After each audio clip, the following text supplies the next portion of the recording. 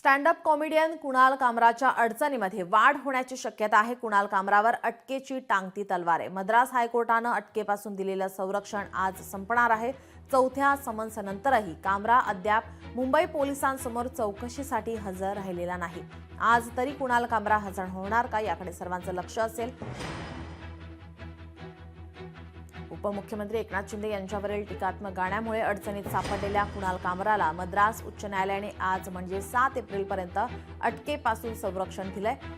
सध्या जरी त्याला मद्रास न्यायालयाने अटकेपासून संरक्षण दिलं असलं तरी मुंबई पोलिसांकडून चौथं समन्स कामराला बजावण्यात आलंय। याच दरम्यान कुणाल कामरानं सोशल मीडियावर एक पोस्ट करत माफी मागितली आहे। तामिळनाडूतील त्याच्या घरापर्यंत पोहोचलेल्या पोलिसांना कामरा हाती काही लागला नाहीये। एकीकडे तो चौकशीसाठी पोलिसांसमोर हजर राहण्याचं नाव घेत नसताना कामरा सोशल मीडियावर मात्र पोस्टवर पोस्ट टाकत असून प्रचंड ऍक्टिव्ह असल्याचंही दिसून येत आहे।